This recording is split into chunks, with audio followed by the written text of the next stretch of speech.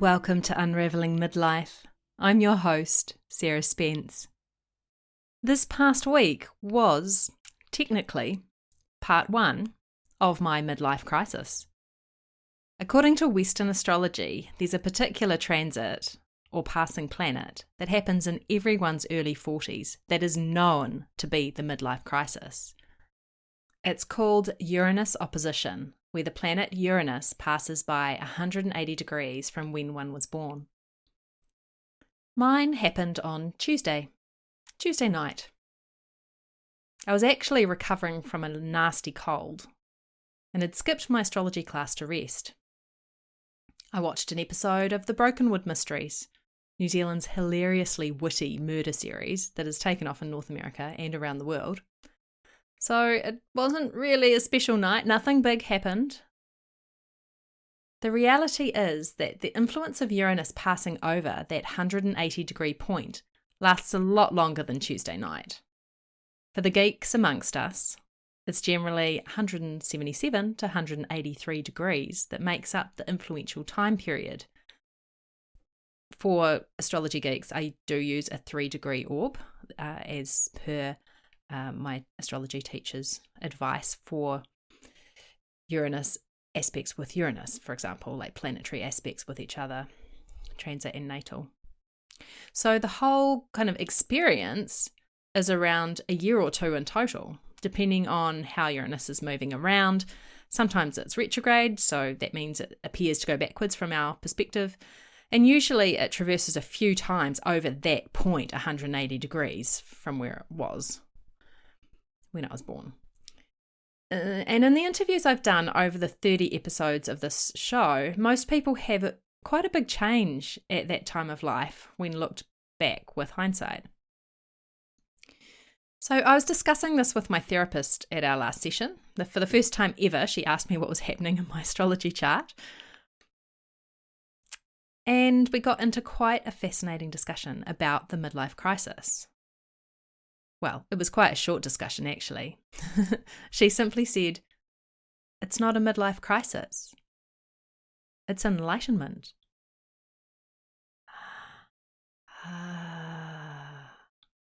It was like I'd been initiated into a secret. We'd been talking about life in 2 parts, contemporary and spiritual. And calling it the midlife crisis is a contemporary view, enlightenment, the spiritual. My therapist wasn't keen on doing a podcast interview, though I asked her immediately. And she prefers not to have her name mentioned. I did check. So viewing the midlife crisis as enlightenment.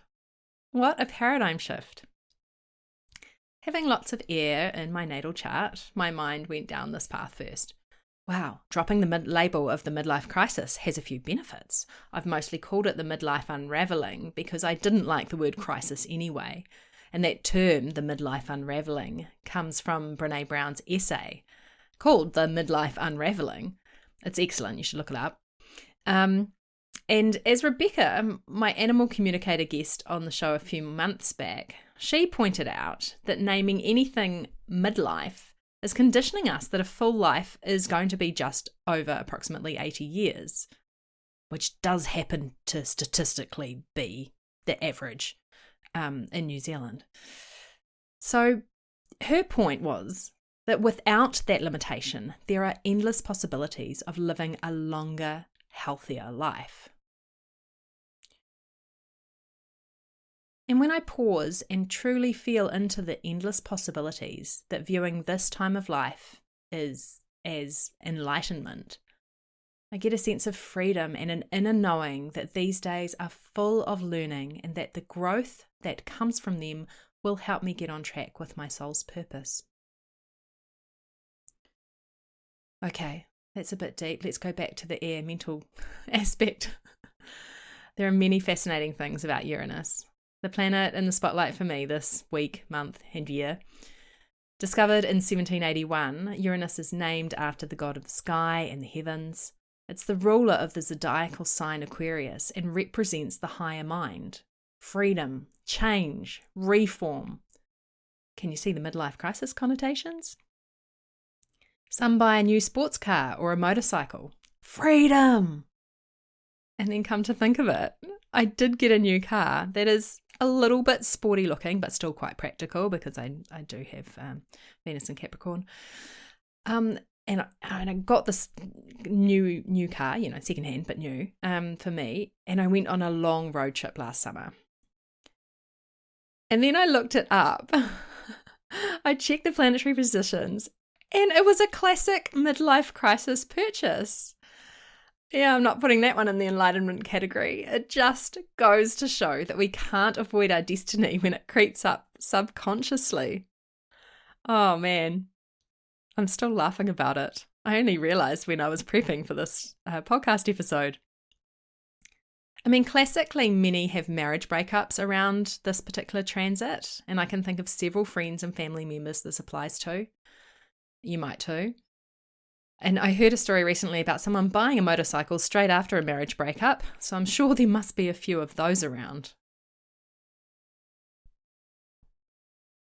A few months back, in episode 26, the panel discussion I did in January this year, it featured astrologer Levi Banner, and he said to me that those with strong Uranus in their natal charts, so when they're born, might be able to roll with this time a little easier because of being used to the influence of the great chaos bringer. I breathe a little easier then, having quite strong Uranus aspects in my chart.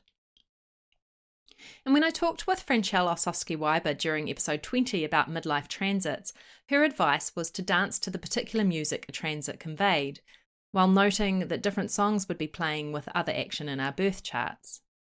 And I love that imagery of dancing to these different songs, melody fragments popping in to have me listening and starting to move in time with the different tunes. This time of the early 40s seems to be a time where life plays a whole heap of different music to dance to and can be somewhat confusing at times. Of course, there's beauty in the chaos.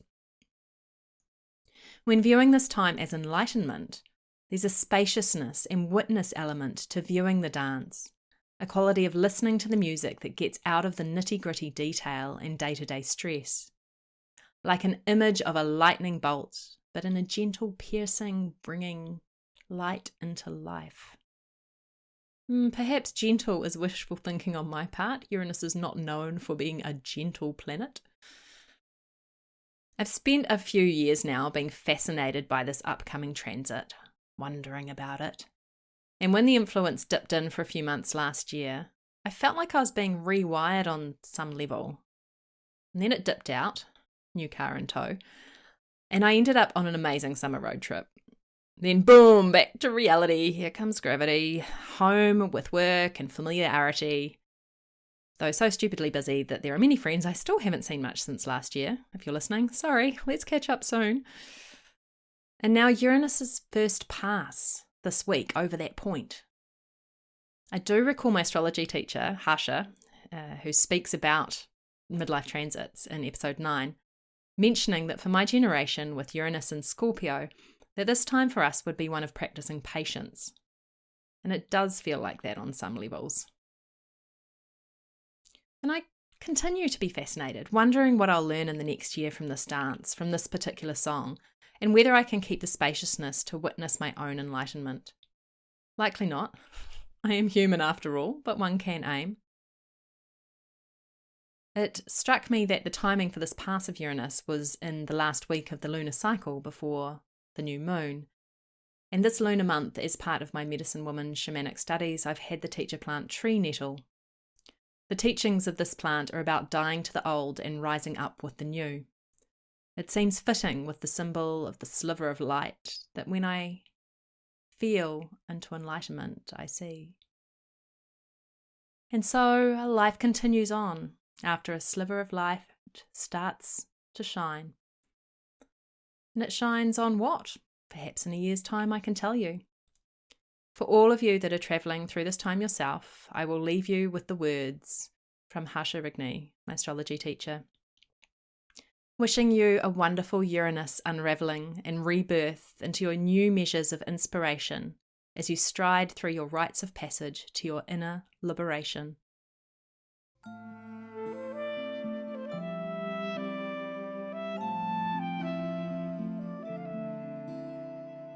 Welcome to the music section of the show. My plan was to record something in honour of my friend Tim, who passed a few weeks ago. And then I got sick, like many of us getting the bad colds that are likely nasty because of lockdowns and people travelling the world again. And my voice was not on form when time was available. So I found a recording I'd made last year of the song that came to mind at the cemetery as we farewelled him, and somewhat in line with our chats on Joe Dispenza and Merkaba Meditations. Here's Amazing Grace, recorded at the Mana Retreat Sanctuary on the Coromandel Peninsula, Aotearoa, New Zealand. Amazing grace, how sweet the sound that saved a soul like me. I once was lost, but now I'm found.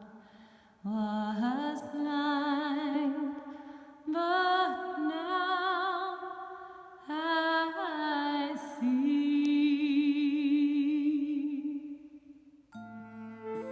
Unraveling Midlife is brought to you from Aotearoa, New Zealand by www.sarahmarlowespence.com. Theme music is by Sarah Marlowe Spence and Saraswati Marie Willis.